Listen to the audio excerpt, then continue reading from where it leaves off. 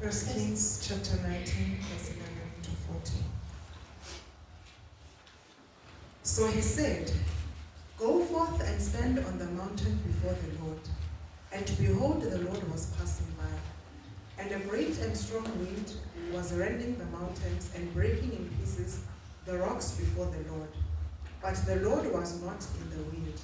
And after the wind an earthquake, but the Lord was not in the earthquake. After the earthquake a fire, but the Lord was not in the fire. And after the fire a sound of a gentle blowing. When Elijah heard it, he wrapped his face in his mantle and went out and stood in the entrance of the cave. And behold, a voice came to him and said, "What are you doing here, Elijah?" Then he said, "I have been very zealous for the Lord, the God of hosts. For the sons of Israel have forsaken your covenant, torn down your altars, and killed your prophets with the sword. And I alone am left, and they seek my life to take it away." Amen. We may be seated, saints of God. The greatest problem we have as a nation, the greatest problem we have as families are covenants and evil altars that were made by our forefathers. I have said it, and I want to say it again, saints of God. Most of our problems are when we mix ourselves with altars.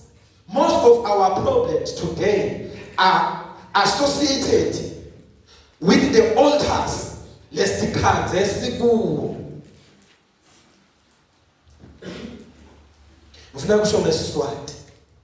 The problem lenkulu kakhulu esibhekene nayo ngule misamo lapho sifike saguqa khona senta ema-covenants. And those covenants were made by us, knowingly or unknowingly.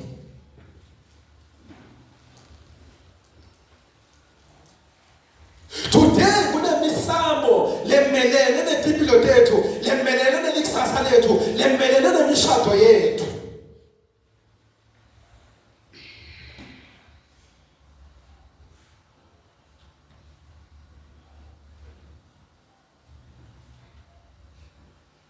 The problem is that akwenteki uye emsamo nenkinga yinye ubuye ude inkinga. Instead uya nenkinga yinye ubuye netinkinga leting-7.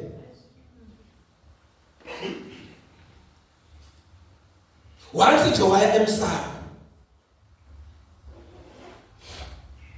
no matter the situation lo ubhekene nayo, no matter how big is your problem, but never make any covenant with any kind of altar that you don't know. Because that altar will rule you one day.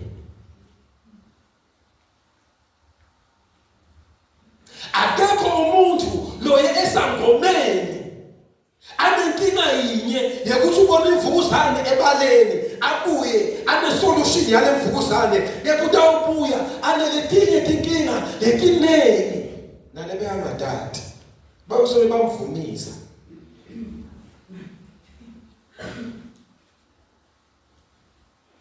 Kuze ngibona nalapha kuhambe kahle nalapha emsebentini, vuma uvume bakunika le inkinga. Nasemshadweni akuhambe kahle uvume.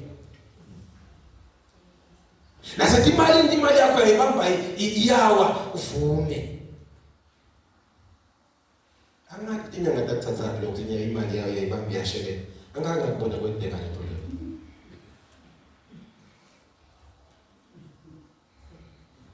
Kepha bayathi vele ukuthi imali iyahamba through taxes. Ugcina ungakayiboni ukuthi kwenteleni. Ngoba noma ungahola 20,000, government is still going to take pay as you earn. Mali lo, how many percent lo? About 20%. 33%. Ufika ukuthenga everything lo tayithenga esitolo, bafike bakucharge 15%. So how many percent? 33 plus 15. Then 50%.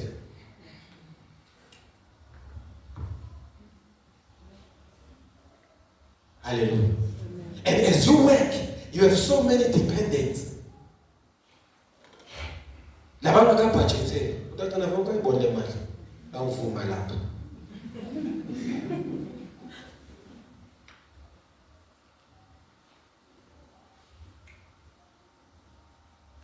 Bathakutshela ukuthi kukhona nje ushaya balivalo wena.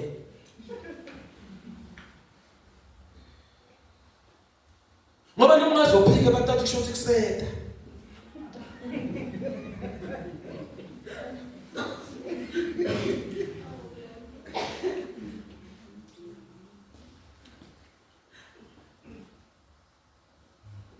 Hallelujah. Kusho umnakethu ngingayeke namnakethu. Ugcina the profit, ubengcina the profit ngabe uphambana nathi isonto kungelabaleki la. Lengaletinye la. Lelinye ngabe la iqolo lelinye ila ekhonweni.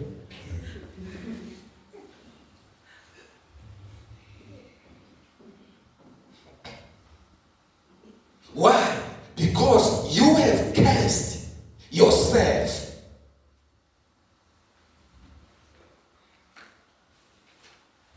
I said it the other time that even in the spiritual realm, there are ranks. The spirit, let's decide that we kuluma now. Animal ranks are. We call that bully, ema spirit. Ngalesikhathi ukuthi uhamba uya lapha esibhedlela la kushonele gogo wakho khona uyolanza yena angeke kwenteke uhambe uyolanza spirit ungabuyi ne spirit utawubuya na many spirits maningi ama spirits lapha esibhedlela afuna kulanda and they are powerful kule spirits agogo wakho ngeke avume ukuthi uhambe spirits agogo wakho kusale wona.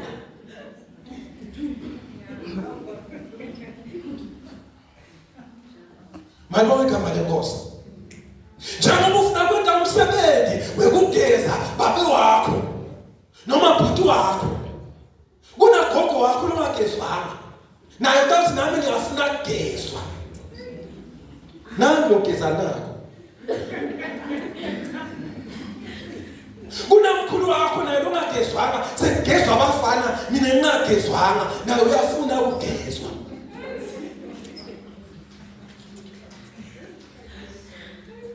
So that's how you invite your tume lama spirits now. Leviticus 19 verse 81. Do not defile yourself by turning to mediums and consult the spirits of the dead. I am the Lord your God.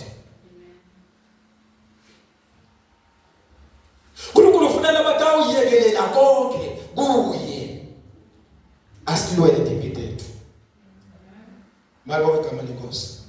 Ufuna ukukhuluma kafishane sengibuka isikhathi. The Bible says, Moya uNkulunkulu wathi ku-Elijah, hamba and stand on the mountain in the presence of the Lord. And while he was waiting there, kunetintfo letenteka. And this is the time lapho khona, in most cases, we expect the presence of God to be a drama. And if there is no drama, we do not believe ukuthi ukhona uNkulunkulu. So that is why most people bathi bekakhona uNkulunkulu uma ngabe kube khona idrama lebekhona esontweni. But mangabe kuthulile, they don't believe ukuthi uNkulunkulu angawusparisha. In other words, let us have faith and believe in the presence of the Lord. He says, I am with you and I shall go before you. So yethemba lelivi lakhe lathi ngihamba nawe. So we pray for miracles, we pray for breakthroughs, we pray for visible signs and powerful manifestations. And we believe that God's presence must be that spectacular. And so Elijah was. And do not forget that Elijah is experiencing this usuka ku-great victory. Lapho khona abone umlilo ngehlekehle umlilo yehle ekhaya ezulwini yashisa yaqothula ngisho ematshe. Yakhotha ngisho amadoda lebekabasi nomlilo. Waphinde yena ngetandla takhe wabhubhisa abaprofethi laba-450 babhali.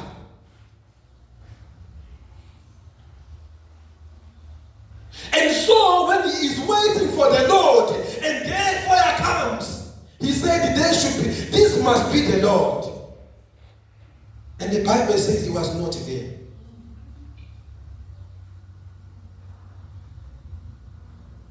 I'm talking about the man who was standing at Mount Horeb. The very same mountain. Lapho khona Moses experienced God and fire was seen in that place. So Elijah was expecting fire.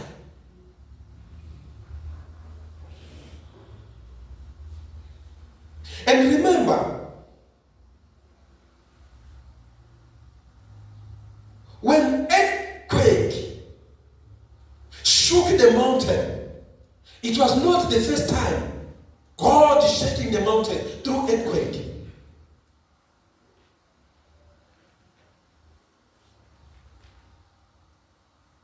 So uNkulunkulu ufuna sisuke la ekwejwayeleni le for dark, but sibe the personal relationship with him.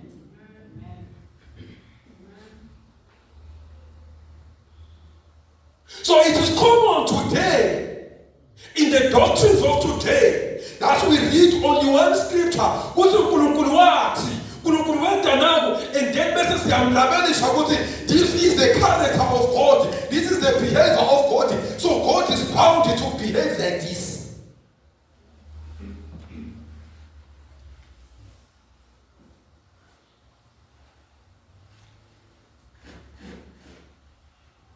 Uma athi Paula bafati abathule ebandleni, namuhla we've used that to create a doctrine yokuthulisa bantu labathunywe uNkulunkulu. Baningi bafati labathunywe uNkulunkulu kepha namuhla sibathulisile.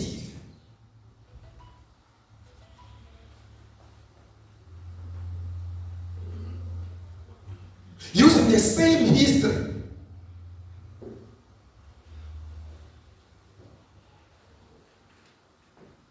Hallelujah. Elijah was physically exhausted, emotionally exhausted, and spiritually exhausted. He was discouraged. He felt alone. He said, bafile bonke abasekho lababita uNkulunkulu ophilayo. Bafile bonke abaprofethi baNkulunkulu kuselende mina nedwala. But our God, the caring God, he appeared to him and whispered. And before correcting Elijah, God fed him. Because God doesn't understand that we are human beings and that we have our weaknesses. Psalms 103 verse 14 says, "For he knows how we are formed. He remembers that we are dust." So in most cases, we think that God is going to meet us when we are in our strongest point. Yet, when we read the Bible, we can see that God visits us in our lowest point.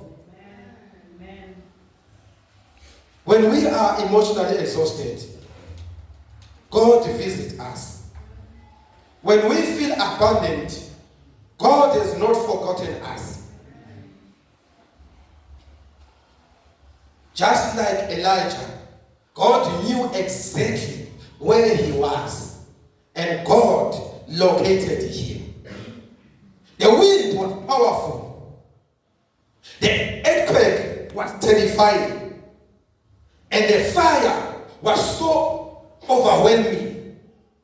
But the scripture says, the Lord was not in there. God appeared in fire through Moses. God shook Mount Sinai, and God sent mighty wind in many scriptures in the Bible. But in this particular time, he decided to appear differently. Then now thunders and I'm shouting, God, appear differently to me now. Same thunders in the matter, I need your voice. Maybe I don't need your voice. I saw fellow voice. I didn't hear of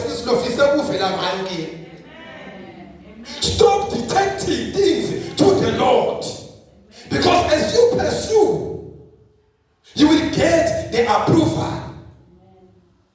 Lo prophet wa uNkulunkulu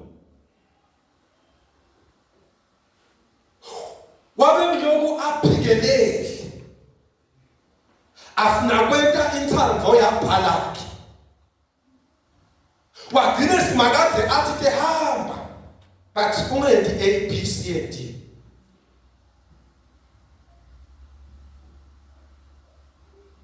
So there are situations where God has allowed us to go into, but it is not God's permission.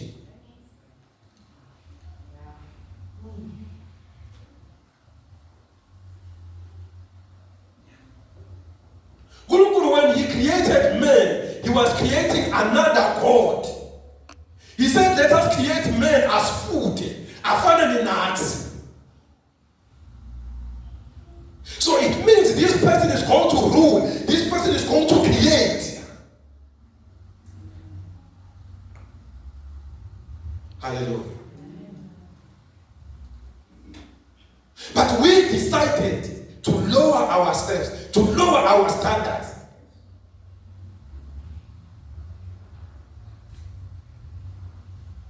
And it is not always the devil that hinders the voice of God in our lives, but noise.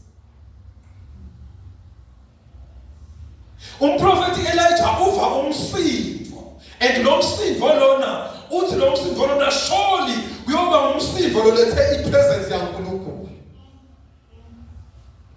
Kunemisindo lekhona lelandzelwe abantu abaningi, basi leyo misindo leyo migitho leyo ayinabo bukhona baNkulunkulu.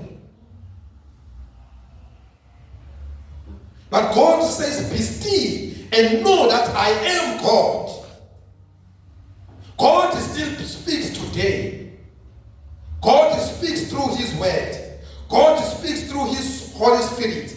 God speaks through conviction. Njengoba khuluma nje awispanisha, uyakhuluma simakathi. For Jesus said, I live for your benefit, so that the Father may send the Holy Spirit.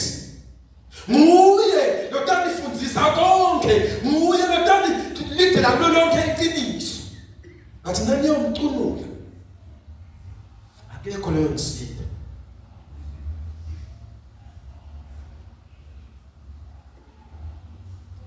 Hallelujah. God reminded Elijah that we are not alone. God recommissioned Elijah.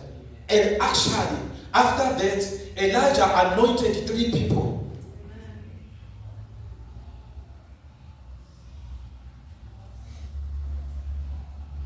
Yet Elijah was discouraged. He was thinking he is the one left alone.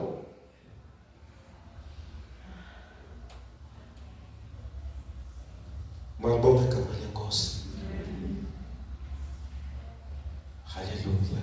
Bible said that was cut. Good. Hallelujah. Let me conclude. Let me conclude. There are so many things that have distracted us. There are so many voices that are speaking, and they sound like the word of God, the voice of God. The Bible reveals so many that were derailed. Bacabanga ukuthi bahamba endleleni yenkosi. Eve was deceived to listen to the voice of the snake. And she believed that this is the truth.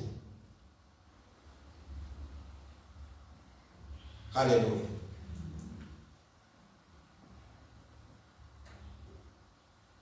And in most cases, we are being deceived like Peter, where we mistook human thinking to be God's will.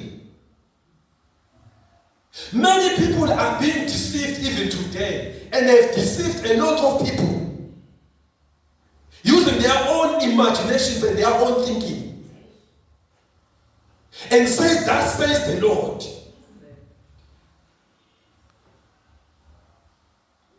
Lo brother wathi mina ngidownloada inhlitiyo yaNkulunkulu. So whatever lenkusho lokushiwo uNkulunkulu.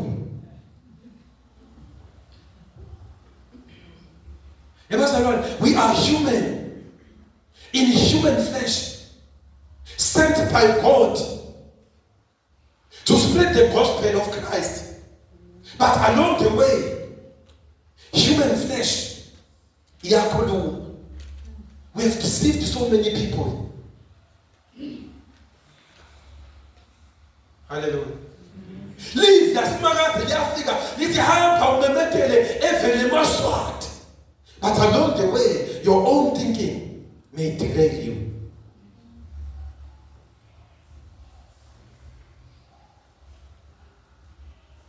Particularly once leave lasimakazi laqisha empilweni yakho, then you begin to go back to the history. Because abekhuluma kanjani. Surely ngente yakube nguye nomcabango lona ngente yakube ngusimakade ngalo lokhulumako. And then you begin to prophesy.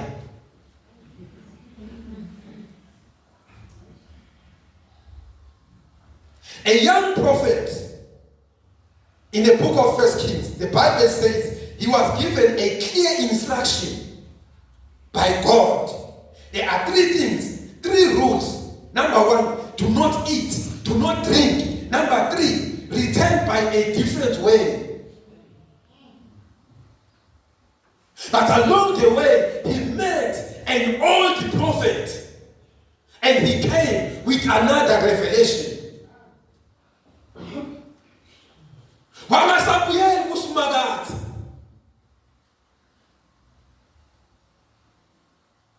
And sometimes uNkulunkulu uyathula, because this is what says kudalide. Uma sithi uNkulunkulu ungadli, unganathi, ujike ngalenye indlela. Then how do you go back to God ukuthi uNkulunkulu sekusho wena mina ngizosho ngina?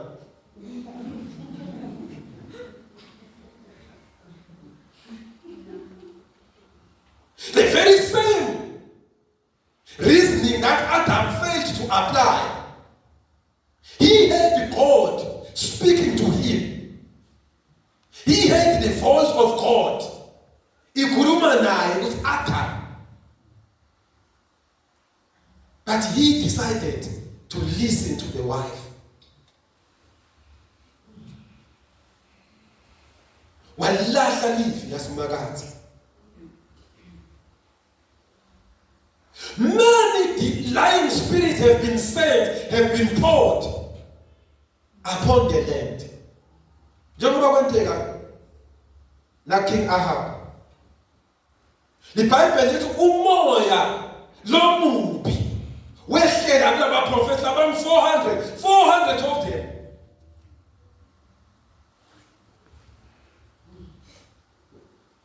Plus Micaiah. Now he decided to say, no, now let me lie to him. My God, hallelujah. As when I am concluding, the world today celebrates what is loud, but God often works in quiet. The world look for spectacular signs.